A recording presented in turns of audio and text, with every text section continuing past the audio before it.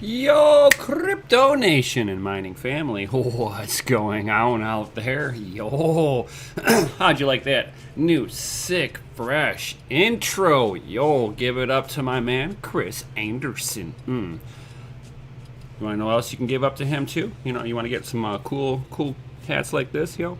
Check out dogelord.com. Don't delay, buy today. Yo. So, like I was saying, I was going to be doing a little bit of a review, so we're going to do some information, go over what I have sitting in front of me. Thanks to my man, Helpful Crypto Miner. Yo. Hey, what's up, Yashnik? Yo. What up, what up, what up? You know what? You need to be a moderator, and add you as a moderator, and then let's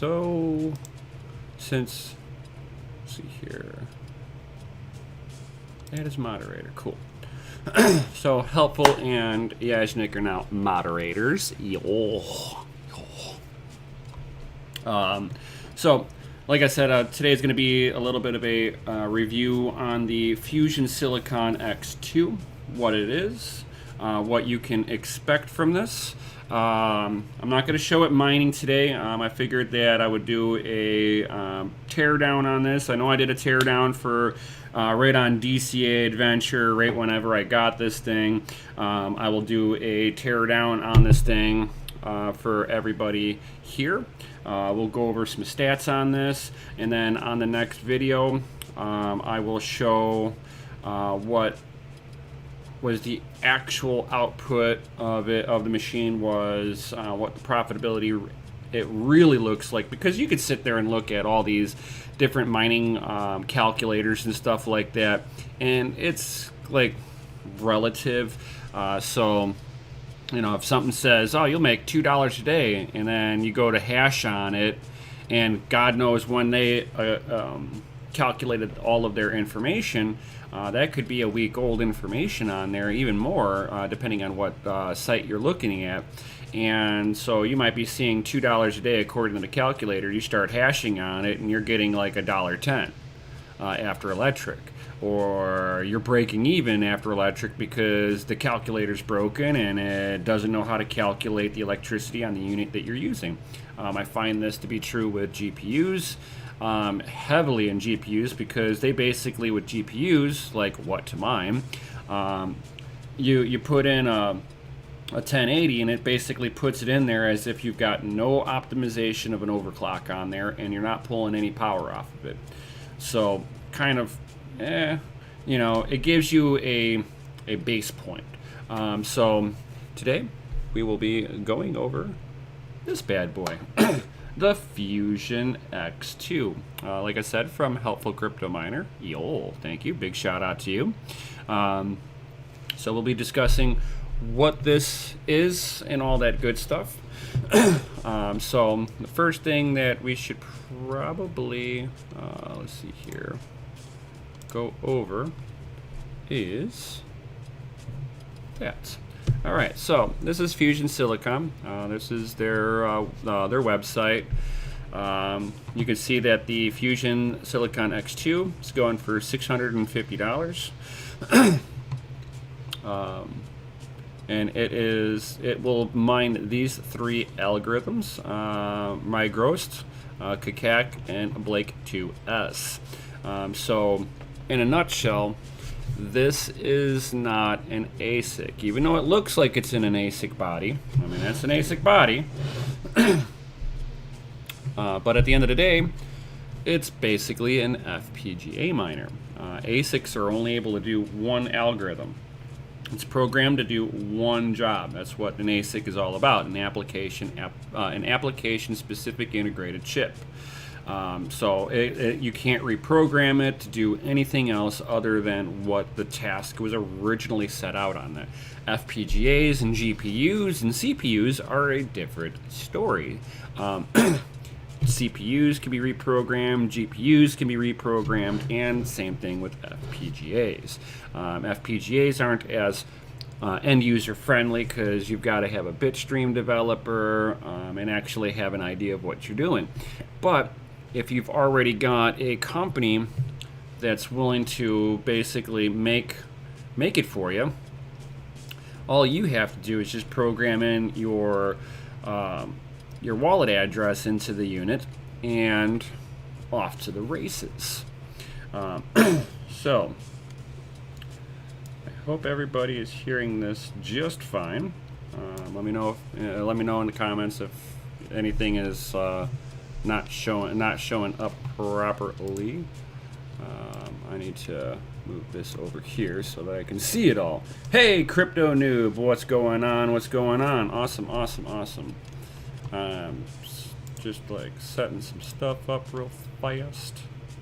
Let me clean up my screen a little bit. That was getting a bit much. So, bam. Let's get back to what I was talking about here. So, on Grotesque, it should get 300 gigahash a second, which that's big numbers. Kikak, it should get 67 gigahash.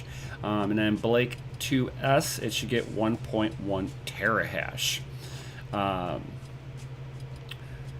Should use no more than about 900 watts.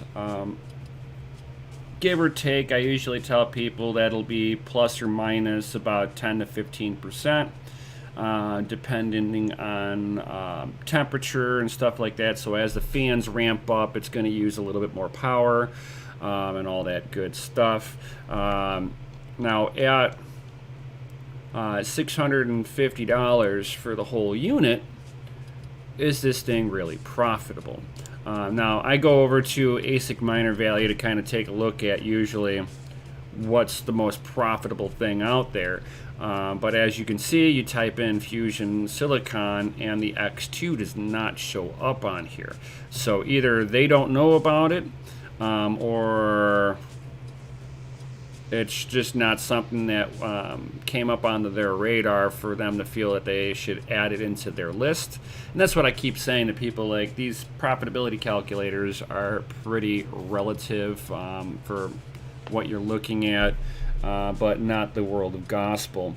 Helpful said that it pulls 980 when he was using it. So that tells me right there, that plus or minus 10 to 15%.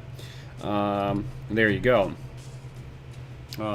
Even like with the Bitmains ASICs, if it said 1350 watts, it was just a little over 1400. So there's that. And it seems to be that way with a lot of the miners.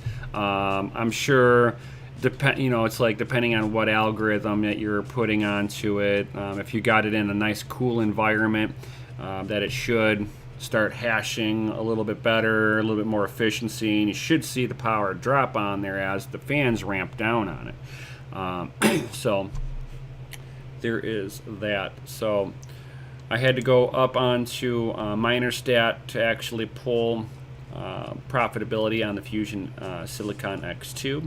I put in what my electric rate is now.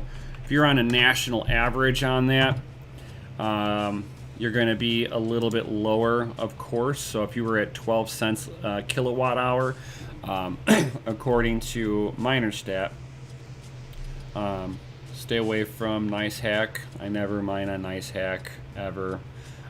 So if you were mining BGL or Kikak itself, you're going to be looking at 66 cents to 53 cents after your electric rate.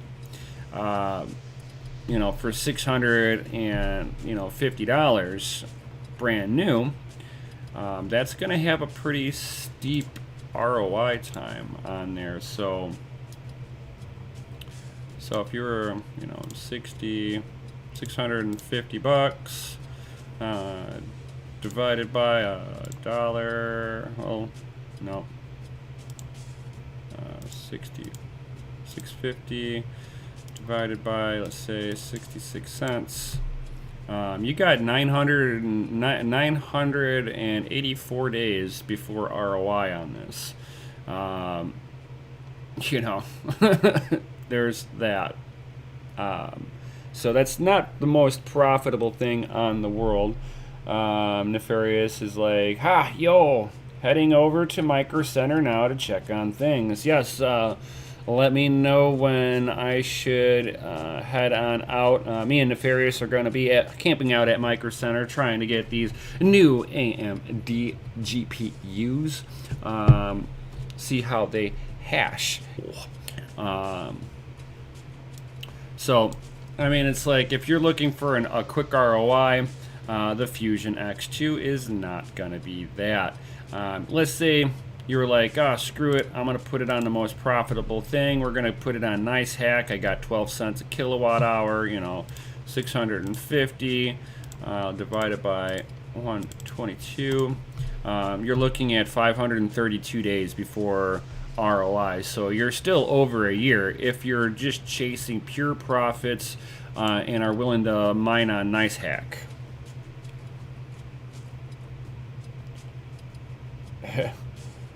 I'll take 2. I can feel another live stream coming on. Yeah. Yeah, live stream. If you guys can get me to 1,000 subscribers, I can start live streaming at events. As of right now, YouTube does not let me live stream because I don't have 1,000 subscribers, but I've got over 700 of you awesome people that have subscribed. So definitely smash that Lizzie like button for that one.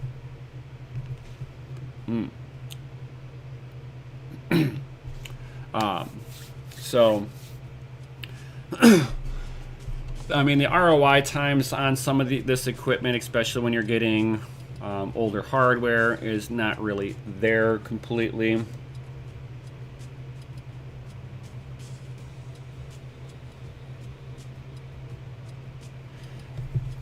Get the same bots that are gobbling the cards. You'll be over 1K subs.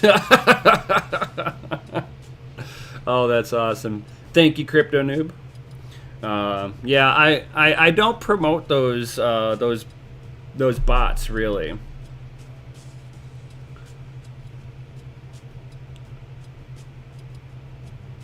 Nefarious, like, guess who leverage traded their way out of a hole? Nice. So, for anybody that's they're only looking at profitability, I want to stack Bitcoin. Nice Hack is a good way to do it. Just if they get hacked, don't cry about it. So also realize that if you're looking at one of these Fusion Silicon X2s, they did come out early last year in July. So I mean, at that point in time, they were amazingly profitable. They kicked out a lot of the GPU miners on CAC and other algorithms just because of the sheer mining power that these things have in one units. Gravity coin is a good coin to mine at 9 cents a coin. That's not too bad. Not too bad. That's CPU mineable. Oh, okay. See, with the CPUs, I mine Monero with. For me, I like to grab up some of that privacy coin since I'm able to, which is awesome. I like that stuff. Let's see here. So I mean, if you're looking at mining with this kind of hardware, and you're looking at $1.22 electric, after electric, you're going to be paying almost $3 in electricity. If you can get down to 9 cents a kilowatt hour, like I'm at, you become a little bit more profitable. You're talking about $2 after electric. It makes it a little bit better, but it's like I was mining Monero, but found Gravity more profitable. Yeah, if it's got a lower network on there that you're able to grab more coin and convert them into Bitcoin quicker, sure. But I actually hold Monero. It's one of the few projects that I do believe in. So Yeah, I mine for some. I mine so that I have a coin that's absolutely anonymous. Um, this way, I can spend it where I want to and not have to worry about people tracking me. But that's just me.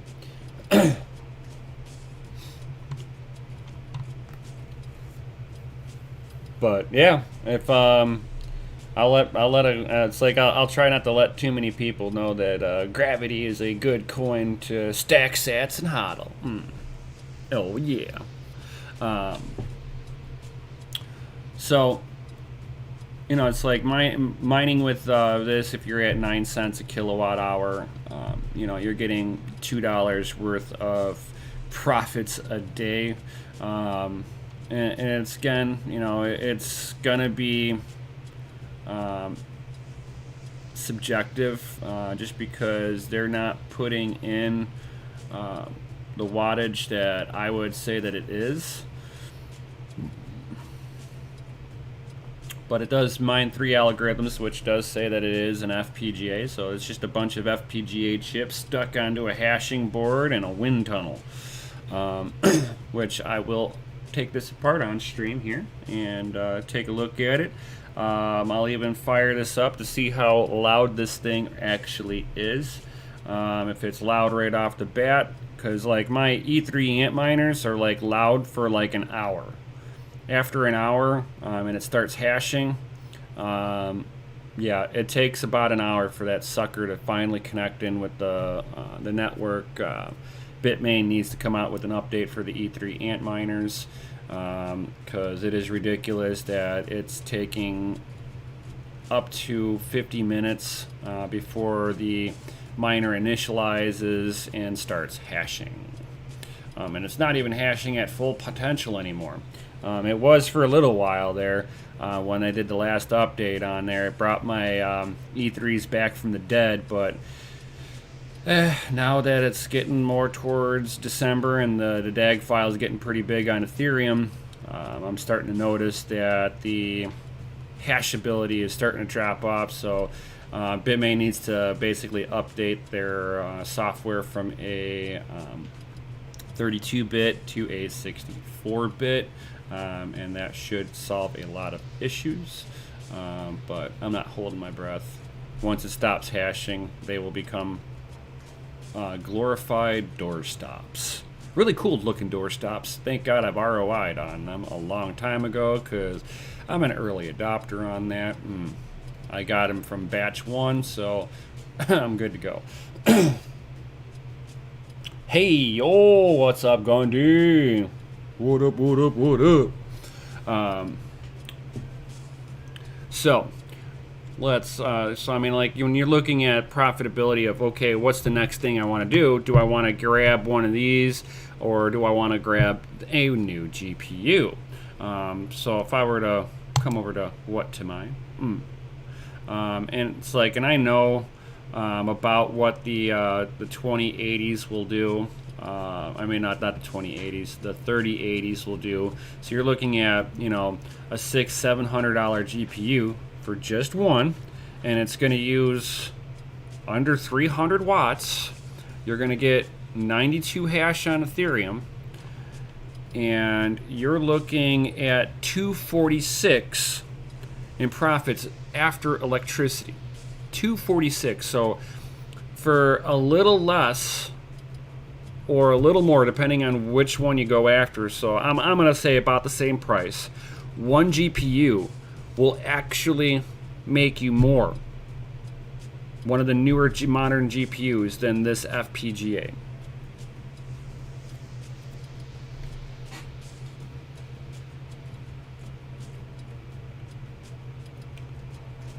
No, this is not for the E3s. The E3s are like coming down in hash rate.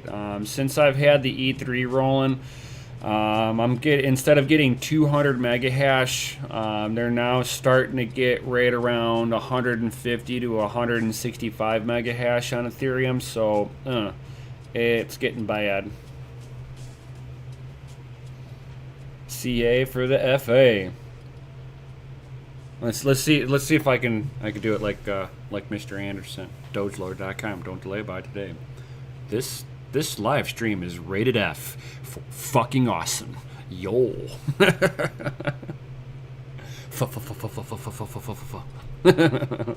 Awesome. But like I was saying, going after a GPU versus this FPGA, I would probably lean more towards the GPU. Even the new AMD 6000 series, which me and Nefarious will be there tonight, probably live streaming on his channel, which will be Nefarious Technologies. I'll see about maybe live streaming on DCA Adventure off of my phone or something like that.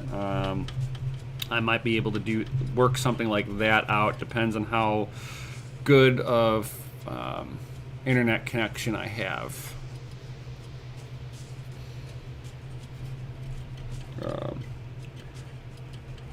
Yashnik getting DDoXed from Google. Oh, that's hilarious. Google message deleted by the Google moderator team. Why? What the hell happened there?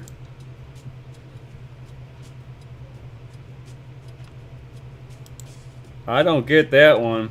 That was weird. Too many FAs. It's just too fucking awesome for them.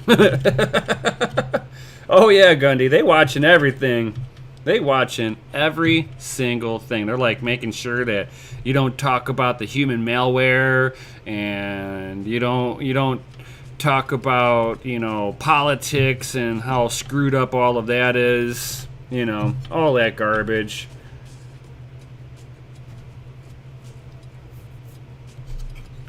Yeah, that's weird, Yajnik, that Google decided to moderate you in your amazing FAs. Yo. So, if you look at the newer GPUs, you're going to be more profitable with those. You'll be ROIing a little bit faster. But to me, ROI is bullshit anyway.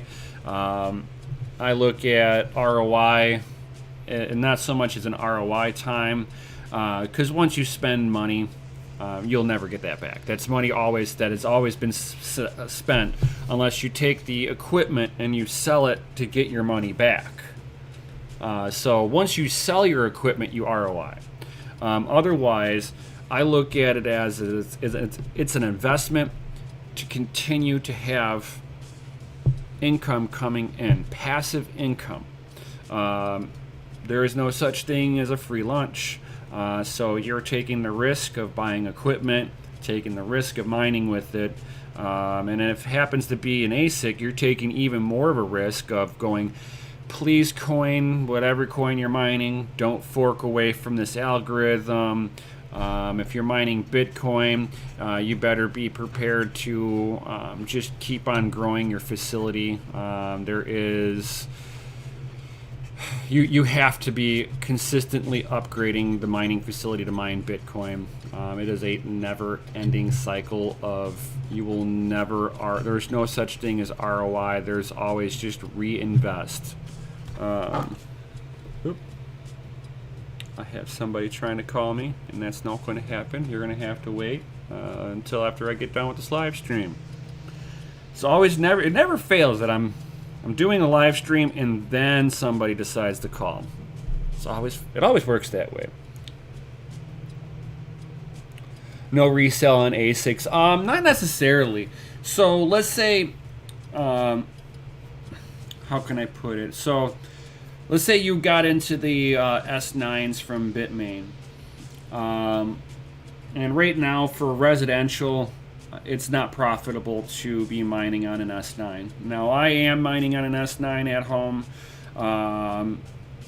It costs me like 30 cents a day, basically, to mine Bitcoin on top of the electric. It's still, to me, that's still less than it would be in in dollar. To me, it's like I'm not looking at trying to sell it for dollars. I want more satoshis. So in satoshi value, it's highly profitable no matter what. But if you're trying to pay a bill with it, oh god, it's not profitable. Don't mine at home. Hurts the drive. Oh god. It depends on if the unit can be repurposed. Yeah, but I mean, ASIC wise, if you're mining and it's profitable, and then the price of Bitcoin drops, or the difficulty gets too high for you, or you go through another halvening, there's always another mining facility out there that has less electric rate than you. So there is, for Bitcoin at least, a lot of times there is resale for them. There is a resale market on the S9s. The S9s didn't just go into the garbage. They just went to mining facilities and miners that can handle the cost of the S9 in their facility, because their electric rate was super cheap. What up, old man? Got my kitty in my lap here. Got the crypto kitty. So I mean, it's like ASIC resale value. You're not going to get what you want out of them once they become megala unprofitable. You're not always going to be able to do what I did. I had L3 L3++s for Litecoin mining, which would mine Litecoin and Doge. I mined on them before the halvening and then after the halvening, and I made back all the money that I spent on those. Plus selling them off for exactly what I paid for them. So I ROI'd when I sold them, and I was 100% profitable. It only costed me electricity to actually mine it. So that, to me, that was a win. Right after the halvening, was it profitable? Probably not for another 2 months. It was like a month and a half, 2 months, somewhere right around there. Enough of the mining facilities stopped mining Litecoin. The difficulty readjusted because the difficulty got cut in half, and I became profitable. And then now, with Litecoin's price coming back up, I'm profitable again, just from the coins that I held. Yes, I did hold on to my Litecoin and my Dogecoin. So yeah, it just kind of depends on how you, when you bought them. You know, did you get a good price on them when you got them? And then was your electricity as low as it can be for residential? If so, then you can maintain a relative amount of profitability at all times.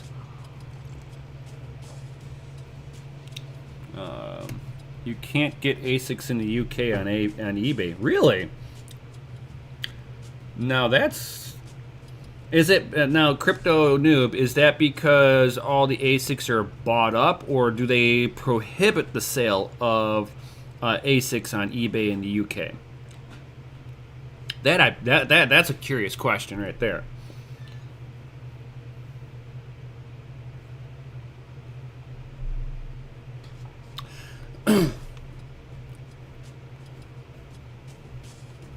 All bought up. Yeah, see, that makes sense. So, I mean, everybody out there is, going goo goo gaga over it because they're looking at the sound money up over there. And then plus, all you guys already operate on 220, 240 volts, which I'm like a little jealous. And then depending on depending on how new your house is that you're mining in, you might have to update your electrical wiring in the walls. I've heard of a few people having issues, especially in like the older districts of the UK, where it was like they wired it up to be like a standard house, not for actually putting load on everything.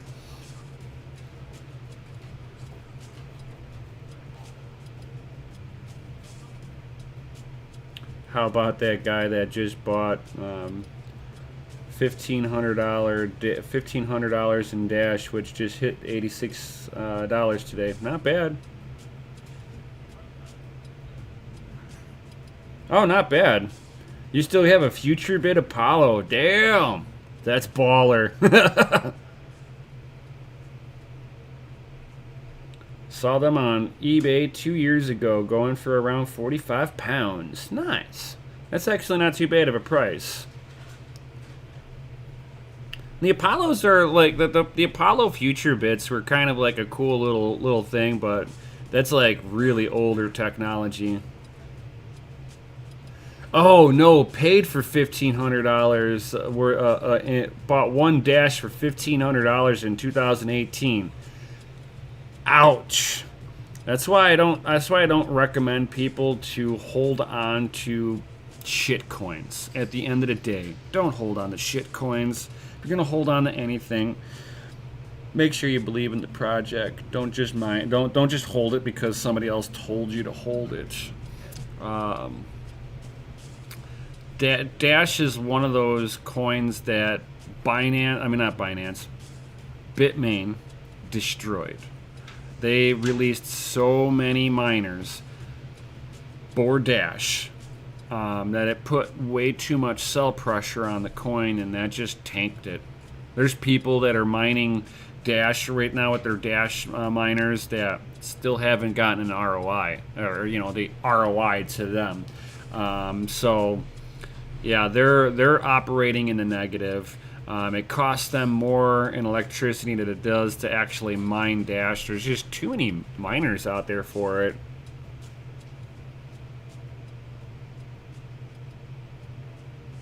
Nice. And that's what I pretty much do. I sell most of my coins for Bitcoin too. Also for, mining equipment.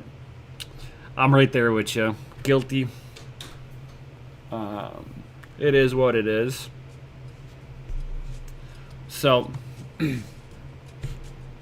XRP. No. Yeah. I've only owned XRP for a week, and that was in 2018. I bought it at like 90 cents. Sold it at $1.20. And yeah, made profit. I made profit on XRP and it never recovered. After I sold my my XRP, it dropped to like 80 cents right afterwards. Not because of me. I wasn't a whale. It was just me messing around with like $20. So I bought $20 worth of XRP. So I got like 20 some odd XRP, and then when it pumped to $1.20, I sold. Have a plan, execute the plan. Period. Anytime that you're investing, you should make a plan for yourself. Plan of how you're going to buy, when you're going to buy, and then a plan of when you're going to sell and take profit. Not financial advice, just things I do. A Z9 Mini. Let me pull up here.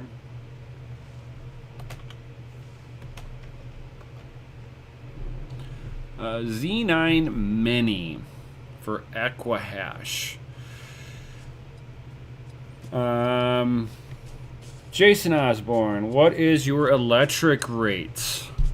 We can go over this right now. So at 9 cents a kilowatt hour, you're gonna make 29 cents a day. If you're at 12 cents a kilowatt hour,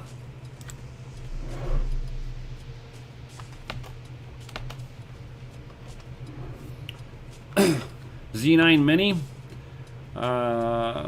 you are making 7 cents a day at 12 cents a kilowatt hour.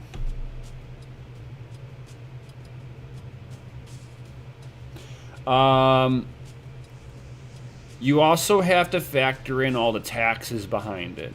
That might be what the actual kilowatt hour, but you need to know what your effective kilowatt hour rate is, and that's with the taxes all included. Because all the electric companies, they're going to charge you, line maintenance and delivery charge and blah, blah, blah, blah, blah, blah, blah, about 45% of your bill is what the what your charge is for kilowatt hour. You're going to get charged right around 40 to 45% in taxes and line services and stuff like that. So if you are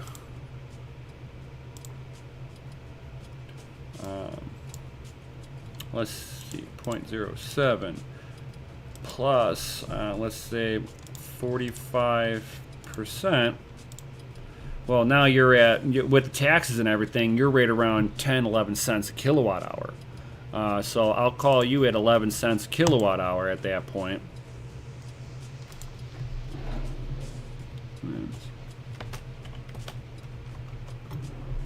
Z9 Mini, and you're making 14 cents a day. So kind of keep that in mind too, that you're not gonna really make a whole lot. Again, and then what's the price on these things right now?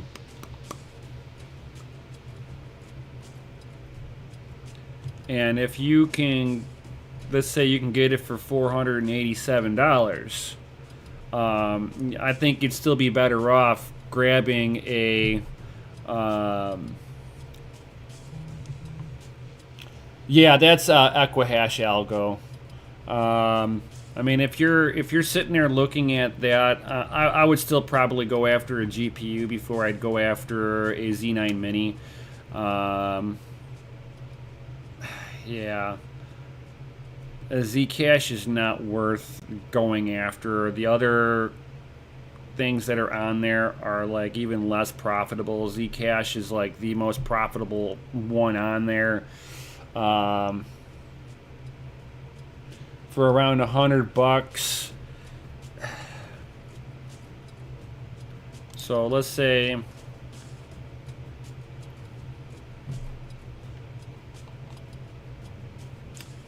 here, $100 divided by, so you're looking at 714 days in order to get your money back. I mean, if you're wanting to hold and hodl Zcoin or Zcash, that's one thing. But personally, I would probably go after GPUs instead. You can get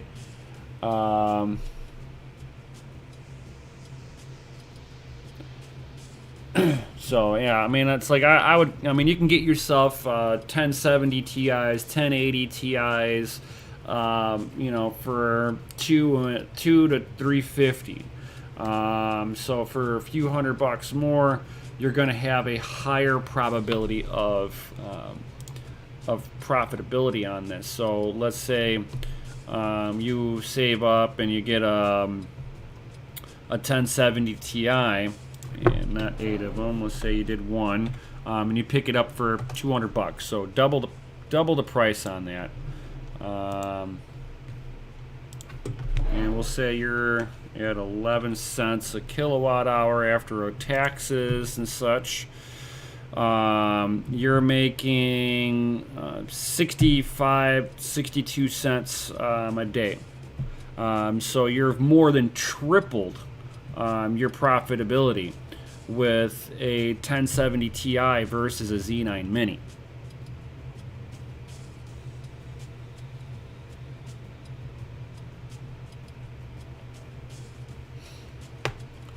So I hope that kind of points you into the right direction, Jason.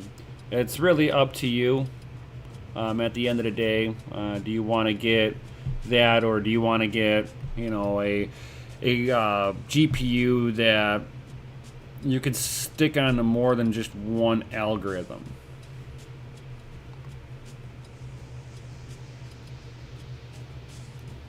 Yeah, I had to double check. Yeah, Zcoin's the only one that's like worth it for that thing. So without any further ado, let's go ahead and do a little disassembly of this GPU. I mean, not GPU, this FPGA. The FPGA is actually kind of funny. It's got like bunch of stuff written in Chinese, so of course can't read it.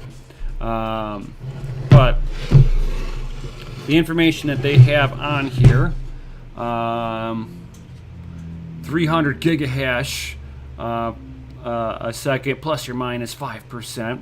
980 watts, plus or minus 10%. So it's kind of funny that their website shows 900 watts. The unit shows 980 watts. It doesn't want to see a high temperature of 40 C, and it doesn't want to be below 0 C. And if you start getting these units too cold, you start breaking the chips, because the chip core is warm, and then the outer side of the die is cold, and you basically start adding pressure inside the chip until the chip just gives out cracks. Once it cracks, we all know bad things happen. But what's funny is that they do have like a little warning slide. In order to ensure safety and prevent the failure occurrence when running the miner, please abide to the following precautions. Please use direct current in accordance with the safety standard and ensure sufficient input power. Please do not keep miner running in areas with high temperatures, high humidity, water splashes, and high dust. Any kind of computer parts doesn't like high dust, water, high temperatures, all that good stuff. It will shut down. This thing should have a little safety built inside of it that if it starts to get too hot, that it should just turn off. I don't want to test that.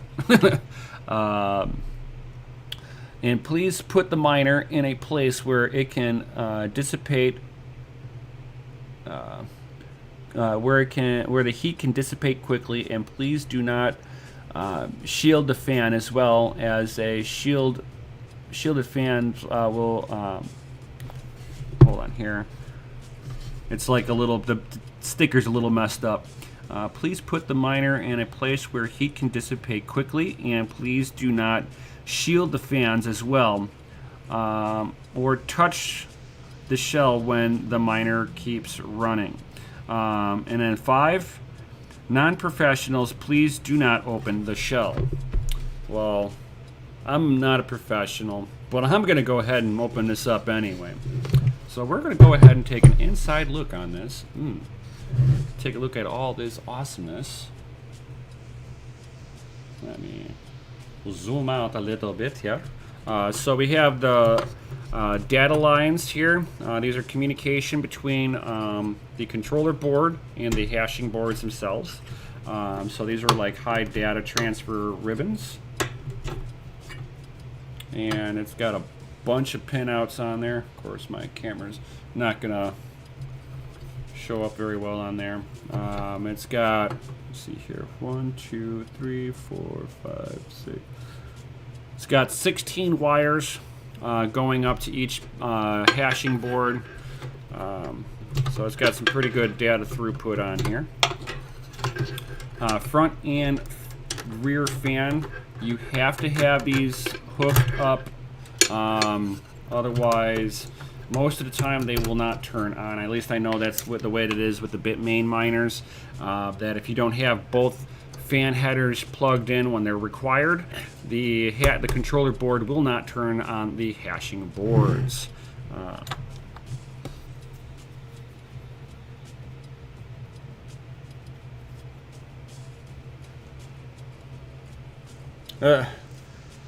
Nefarious. Great aside from my knee. And the Yajnik's like, won't make the cut for the hockey team that way. Yo, that's truths. So let's go ahead and take some of these screws out. Put that over there. Now you can sit there. These fans are just standard run-of-the-mill Delta fans. You can get, if you ever have like any kind of ASICs or you want a Delta fan,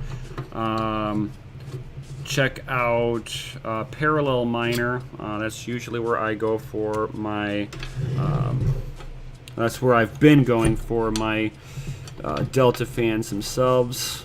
They've got a good price, and their Delta fans are pretty decent. I have no complaints on them.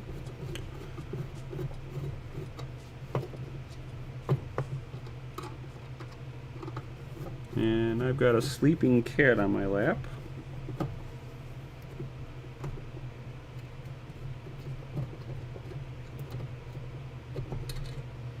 Okay, so the bottom screws on this one is a little longer. So here's the back plate to release the hashing boards out of the unit. You can see that it's got a little bit of ventilation at the very top of the hashing board, where pretty much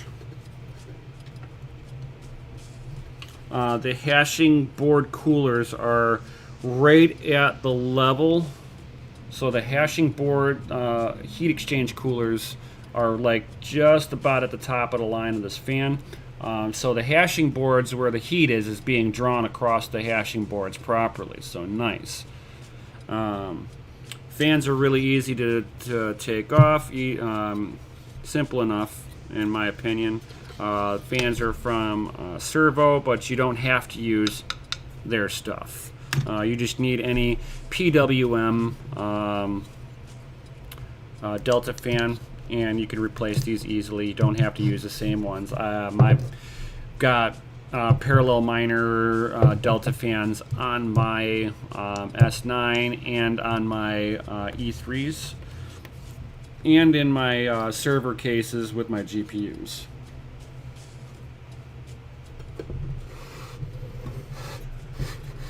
Let's go ahead and take one of these lovelies out.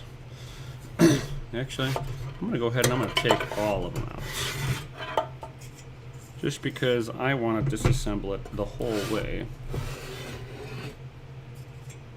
And I know this is the easiest way to get the controller board out also.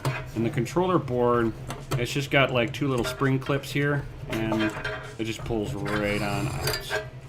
So, and then afterwards, we're pretty much left with a air tube that's really lightweight. All aluminum construction on there. What's nice about the FusionSilicon is that they're not using Bitmain's controller board. This is an H3, so H3 control chip on here. So this is Pi status. I want to say, actually, it's Orange Pi status, because the Orange Pis are using the H3 controller boards. So I want to say that this was made by Orange Pi. Yes, I do keep this next to me. Little testing boards and stuff like that. I love this stuff. Eventually I'm gonna see if I can load up Bitcoin network on here, and of course somebody's gonna knock on my door when I'm live streaming. Really?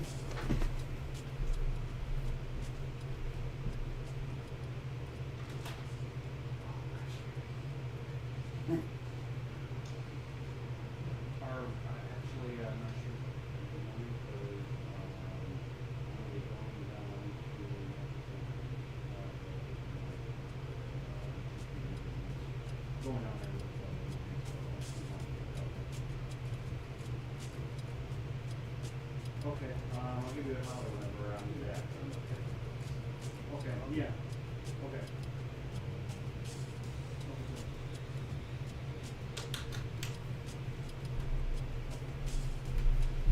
All right, sorry about that. But yeah, so this is like Orange Pi custom control board. Very simple. The Bitmain's control boards are a little bit more to them. So this is more like a really broken down, and that's why I know that these are FPGA hashing boards. Yo, Red Panda, yo! Panda. Oh no, your power just went out? Damn. Goodbye 60 amps.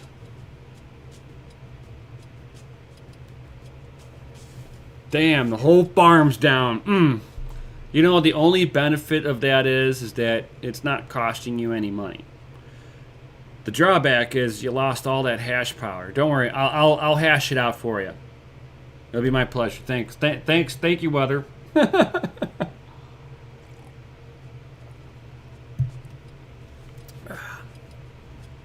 So, yeah. So we have a just a regular Pi status here. Basic computer running Linux on it. Already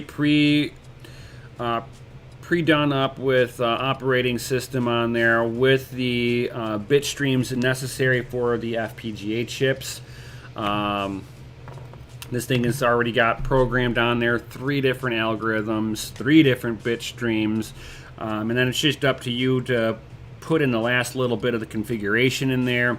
What mining pool, so what is the URL, your wallet address, and then either a password / miner name. And then this thing is off to the races. Should be fairly simple to set up, just like my other ASICs. Plug power to it, turn it on, and you're good to go. As long as you've configured the right port number and what pool ID you're using and all that good stuff. After that, super simple. If anybody has any kind of ASICs that they have and they're having issues getting it to connect, you can always hit me up in Discord. I am more than happy to help anybody out with any of that stuff. They do have a couple of little rubber bumpers on the bottom to support the end of the board, probably from plugging in the stuff. They didn't want the whole controller board to flex. So you have the main ARM processor here. Where is the memory? This is the memory module, so it's probably, it doesn't really give too much information on it, but it's got to be a few gigabytes worth of information to be able to store everything it needs. Linux doesn't take that much room up on it. I mean, you can store Linux onto a USB and launch it. So Linux itself is not very demanding. I just don't know how much room they need on the chip to run the bit streams and everything like that and have it communicate through here, all that good stuff. So definitely a custom board for FusionSilicon, which is fine, not an issue. Go ahead and put you off to the side, and let's go ahead and take a look at the hashing boards. So the hashing boards at the very top where the connectors are, they've got a little bit of a foam pad, so that wind or air from the fans doesn't escape through where the plugs all are. This way it's funneling the air directly over the chiplets.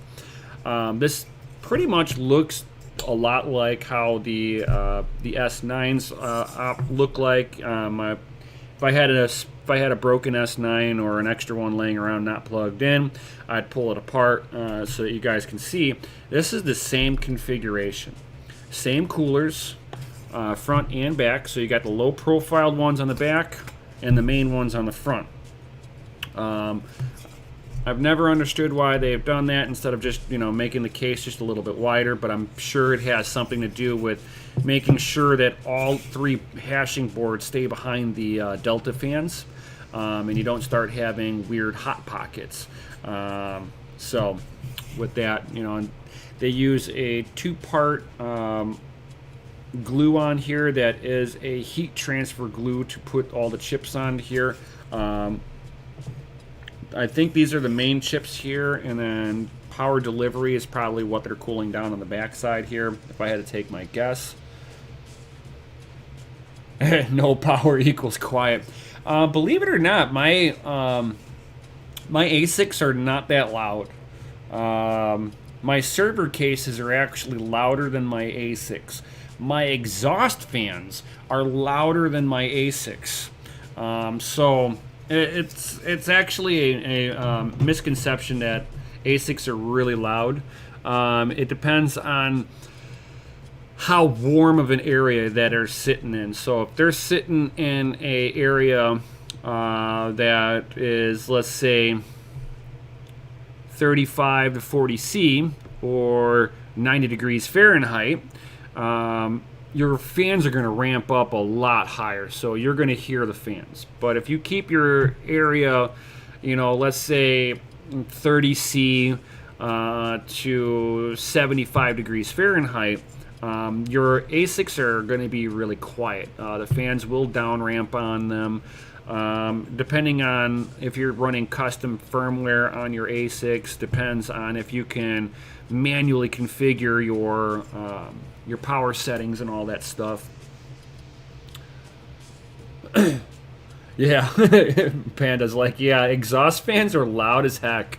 They are. I swear, my exhaust fans are louder than all of my miners put together. And that's running, God, I've got over 50 Delta fans running. 2 exhaust fans for the room is louder than 50 Delta fans. So just kind of imagine it that way. Now, I am used to hearing a little bit of the buzz from the fans, so it doesn't bother me. And I've got them in my next room sitting right in front of me. So, I mean, I'm like within 10 feet of the fans right now. So I'm going to go ahead and I'm going to put this back together really quickly. And it basically, they go back together and they sit in the hashing, the boards themselves sit in these little grooves to help support them. So you got to kind of be careful how you're doing it. Be gentle with everything. Don't just drop the stuff in here. Otherwise you will damage stuff. And then I got to finish up my testing on this so that I can get this back to Helpful Crypto Miner.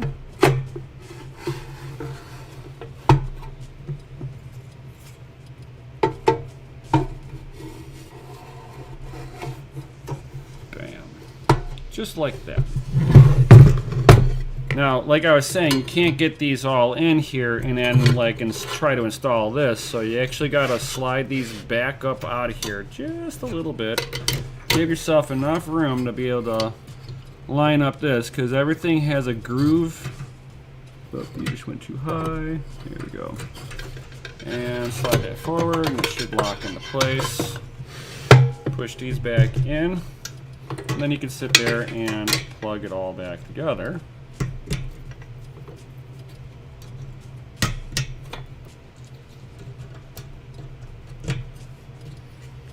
And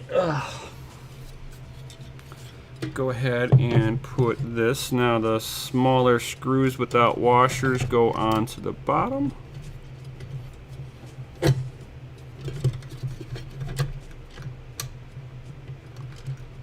And as I always tell people, don't just screw stuff together. Just kind of start all the screws before you decide to sail them home.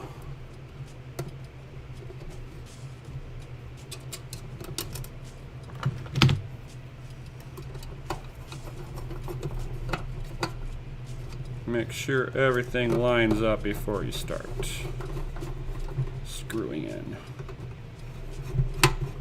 That's like pro tip number 1. If you got 10 screws, just kind of hand start them a little bit before, this way, because it never fails, you get to the last one and things shifted around a millimeter here and there, and now nothing lines up. Make sure that you plug back in your fans, otherwise the unit will not turn on in any way, shape, or form. And that's pretty much it back together. He did Helpful Crypto Miner did give me a Bitmain power supply that does work with this.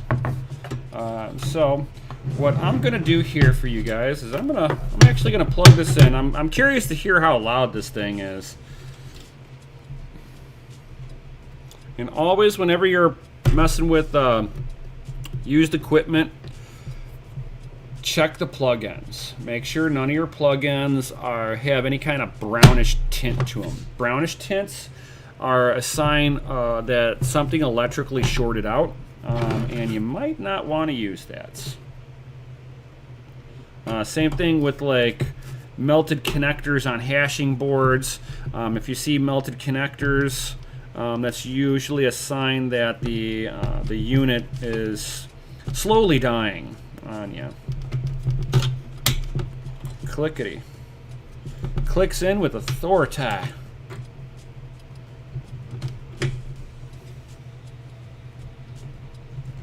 We're gonna see how loud this thing is. At least that's what my goal is, right? Right meow.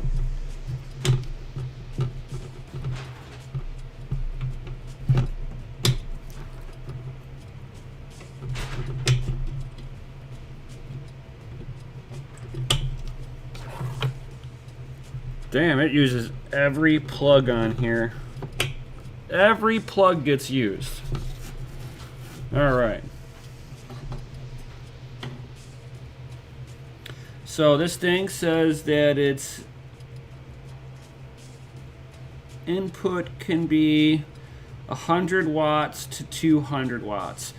So at 240 or 220 volts, 10 amp max, this thing will output, I think it's like 1400 watts. At 220, it will push out the full 1600 watts. This unit doesn't require the full power out of this. So what I'm going to do, and a lot of these, especially the bit mains, they don't come with power cables. So you're going to have to get your own power cables if you ever go down the route of ASICs. And let's see how loud this bad boy is. Mute works if it's too loud. All right, here we go.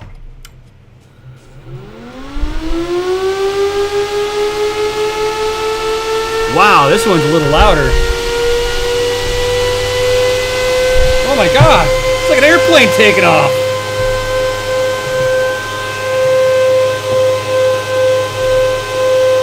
Oh my God, it's so windy over here. Holy cow. Oh my God.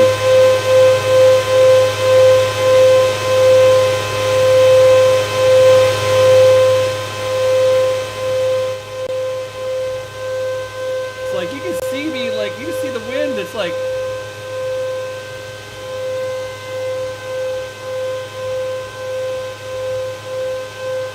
the papers I've got over here and stuff.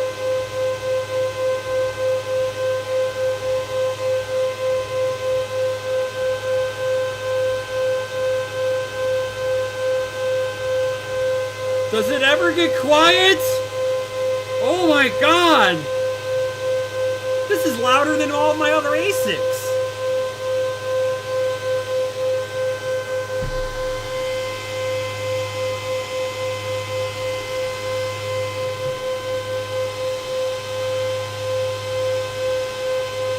It's so windy.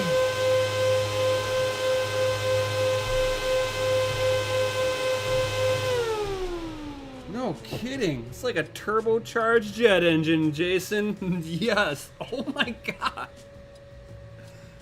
It's bad enough that this is the... Hold on here.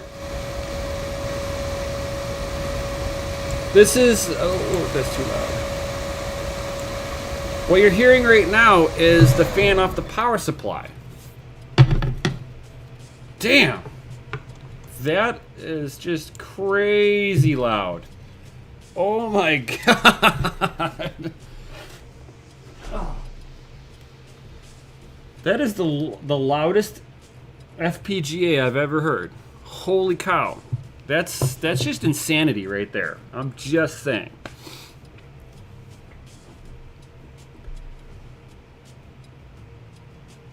It almost sounds like a 1970s vacuum cleaner. Jason's like, my future bit Apollo is quieter than that, and I sleep right next to it. Emmanuel's like, is that an F-22 jet engine? Exactly, I know, right? Oh my god. I was not expecting it to be that loud. Even my S9 firing up is not that loud. Not even half that loud. I can open up my mining room right now. Hold on. Ah! Unhook me off my chair.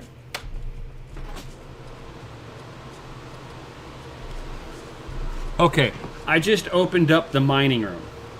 This is how loud my mining room is.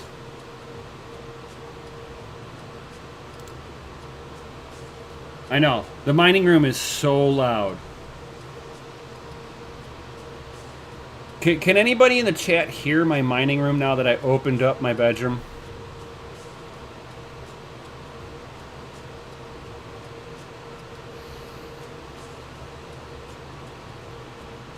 Because there's 50 Delta fans and 2 exhaust fans. And you want to know what's funny?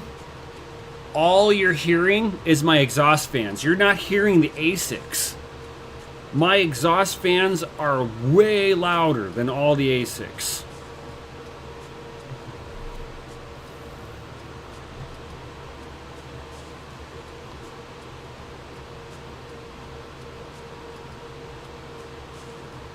It's quieter than the Red Panda mining, Red Panda Cubs. Jason's like, I'm so glad I got into the crypto mining community, started with crypto mining, and learned a lot of information from you and Red and all the other many community, the Mayan community. Really appreciate everything. Awesome. Yeah, Emmanuel, it's not too loud. It really isn't. You can have a conversation in the room. Now, if you go in the room and I'm out here and I try to ask you a question while you're in the room, you're not going to hear nothing. It's like, why do you think I have hearing issues now? Oh, that's too funny, helpful. I have hearing issues myself because I'm a hot rodder, so I'm used to dealing with engines with no mufflers on there, just raw, unadulterated engine sounds. And then back in the day, I used to set up subwoofers into people's cars for competition. And I would be like sitting there setting up stuff like this, setting their bass up. Ear protection doesn't really help whenever you're playing with stuff at over 160, 170 decibels. Yeah, it's just craziness. Considering, if you want to think about it this way, decibel ratings. So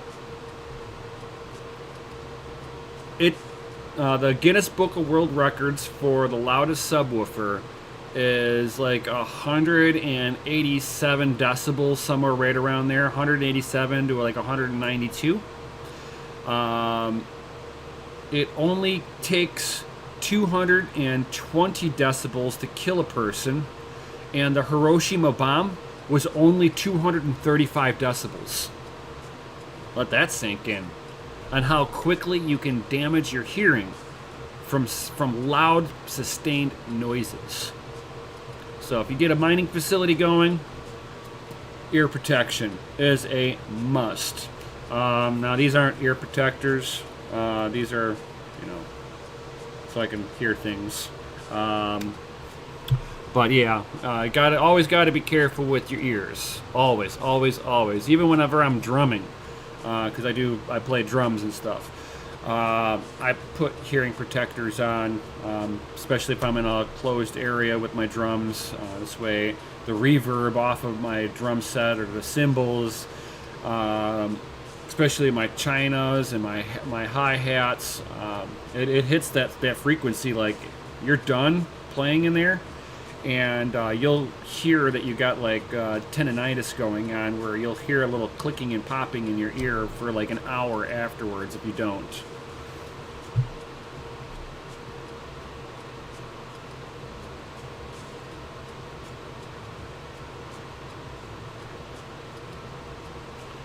Yeah, time to invent high-grade earplugs for sure.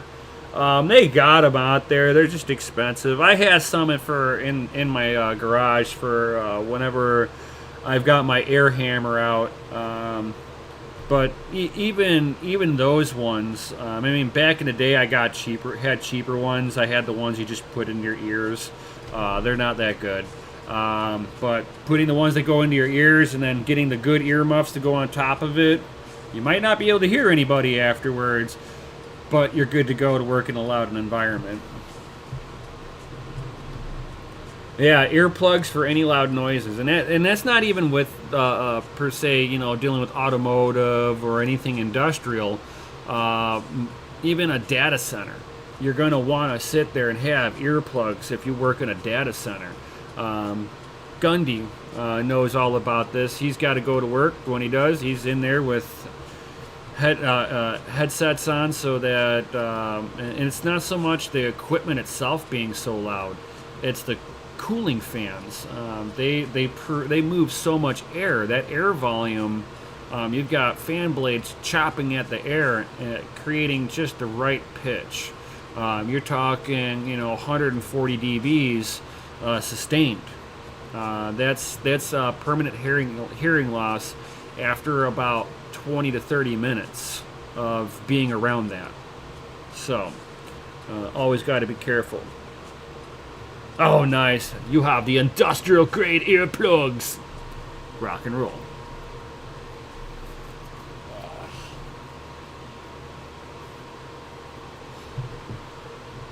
So, does anybody have any questions before I sign off?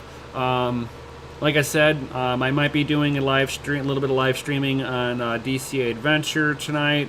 Depends on how my phone wants to connect up. If I've got good enough internet for that. Otherwise, I will be on Nefarious Technologies YouTube channel, which is Nefarious Technology, or you can check out DCA Adventure. I will definitely be checking all of that stuff out.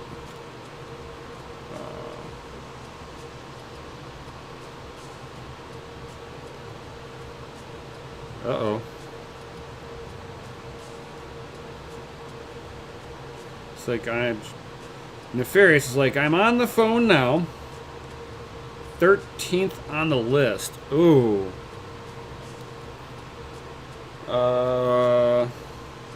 Then the question is how many do they have confirmed?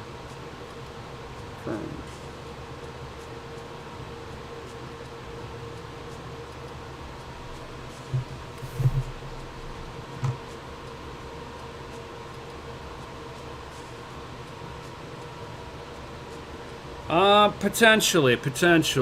It depends on how many they got. Nefarious is there right now. He is 13th on the list. If they got more than 13 there, then Nefarious is getting at least one. If they've got more, then I'll be going down there and he's going to get two.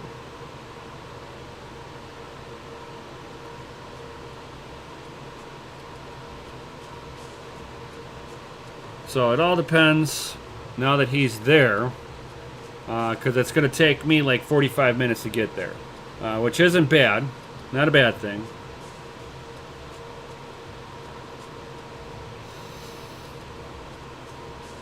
So has anybody got any other questions for me before I sign up off of here? And then, like I said, I will give you guys a 24-hour update on this. Might not be tomorrow. It'll either be tomorrow or Thursday. I'll try to do an update follow-up on this with it hashing and all that good stuff. That was the first time I turned this miner on.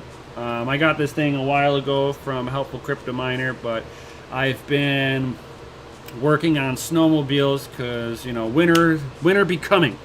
So got to get, definitely got to get the snowmobiles up and running now while it's nice out. I hate to have, you know, issues that I could have fixed while it was nice out, and I put it off until it was winter time. Same thing with the other sleds that I'm working on. So hopefully we can get everybody's sleds, snowmobiles up and running and all tip-top shape before first snowfall.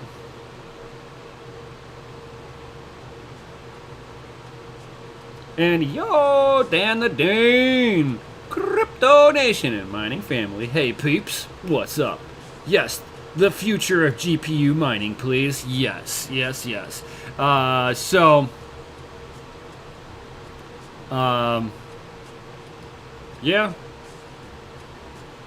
Crypto Noob put the snow skis out and gave them a good wax. Oh, nice. I'm a snowboarder myself, not into skiing. I mean, skiing is fun. But, oh man, I got somebody else that's trying to knock now. I did not give people permission. Hey, give me one moment. I'm like wrapping up over here. Yep. The one person I said that could come over in about an hour came over in about an hour and 16 minutes. So, I got to wrap this all up.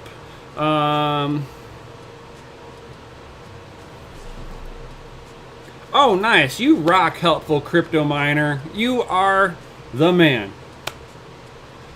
I'm a skier. I have snowboards, man. I've got both. So I ski and snowboard. I'm just saying.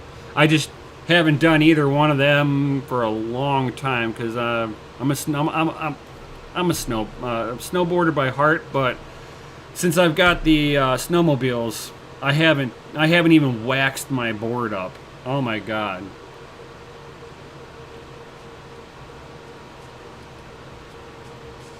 Snowboard slow? What are you talking about? I pass up guys on their skis. I don't know what you're talking about. I rock up onto one edge and I'm down the mountain faster than all get out. Dan the Dane, we're going to have to race one of these days. Yes, you're going to have to come out here one of these days to a DCA Adventure meetup. Hopefully we do one in the wintertime where you can bring your skis and stuff with you, and we'll have a ski snowboarding race. It's on like Donkey Kong. So does anybody else have any other questions, comments, or anything like that? Now is the time to ask them. Otherwise, you know, definitely smash that Lizzie like button, subscribe, hit the bell notification, all that good stuff, guys.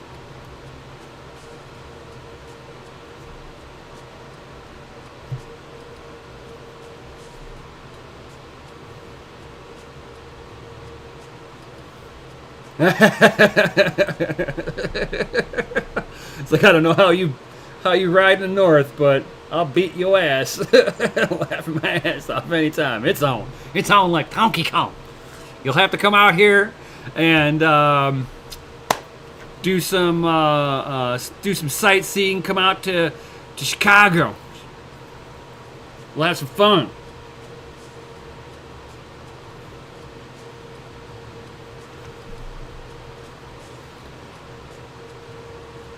Oh yeah. The fun police are everywhere. I hear the fun police are really bad out in the UK though.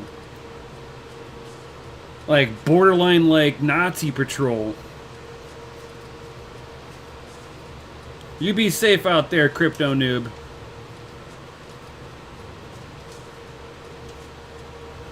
But anybody else got any other any questions or comments or anything like that?